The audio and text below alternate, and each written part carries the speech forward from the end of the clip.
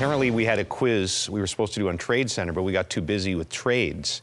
And the quizmaster, we didn't use it. The quizmaster, very angry. And in protest, he wasn't going to do a quiz tonight, to which we all said, awesome. And then he did a quiz anyway.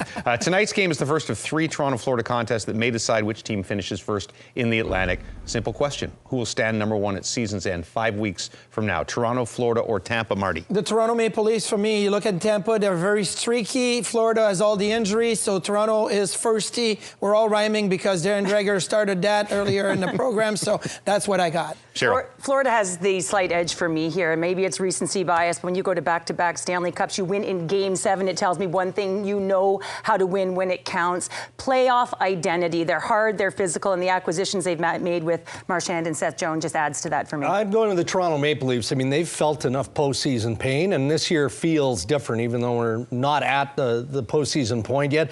I just feel like Toronto knows that winning the division matters, and they know the importance. Yeah, but you know what would be really painful? If they won the division and then lost to the wild card team in the first round. Like I will Ottawa? not bring that up. Video daily double for you. Which was the better play in Toronto's Monday win over Utah? Marner's spectacular shootout knockout punch, or Sima Benoit's Superman punch, which didn't really land 100%, but man, that still photo is unbelievable. Cheryl, which one do you like?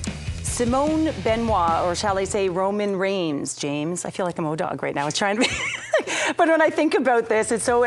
He's flying through the air. He's like at the top of the ropes. And for me, I was always a Jake the Snake Roberts fan. So when I looked at this and felt Roman Reigns, I thought, I think he has a picture of it now. So... Jake the Snake, come on. I like Jake the Snake too. I'm going to go with Mitch Marner on this one. Look, there was a big shootout goal, and I love after the reaction. It's almost like he knocked out his opponent in a boxing match, and then he goes, you stay down. Hey, come on, you don't need to count to 10. There you go.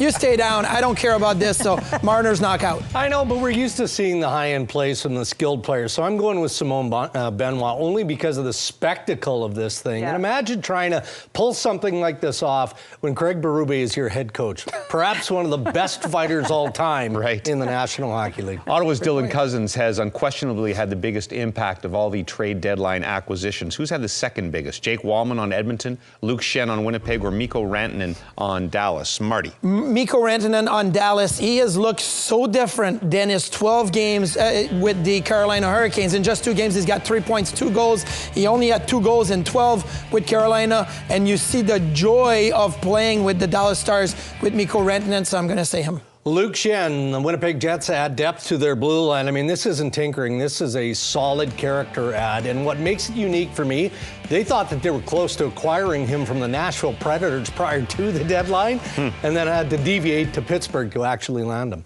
Jake Wallman for me, and we know what those other guys have brought, but when you go to what the Edmonton Oilers needed in their defensive structure, Alcombe out. This guy played just shy of 25 minutes against Dallas. He is exactly what they need. Beautiful alley-oop assist to Hyman in that 5-4 victory. So puck-moving defenseman, for me, it's Jake Wallman. You know how there's 2 Stanley Cups, like one in the hall and then one goes in there? We have 2 belts. One has the Canada flag. We've decided we're going to use the Canada flag belt for the rest of the season because these are the times we're in.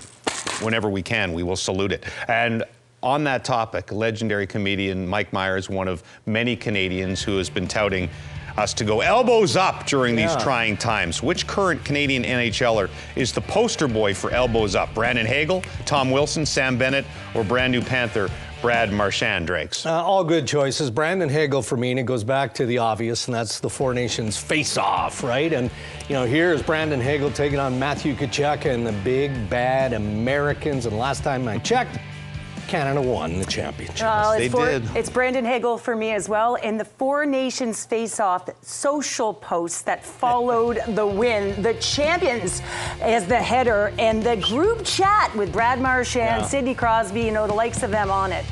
All good answers, but it's Tom Wilson just because he can walk down to the White House. He's in Washington, closest destination, so that's why. Cheryl made multiple wrestling references, which should earn you a wrestling belt, but the O-Dog always claims it, so the B-Dog has it on this night. B-Dog. That's the quiz. Second period is just ahead here on TSN.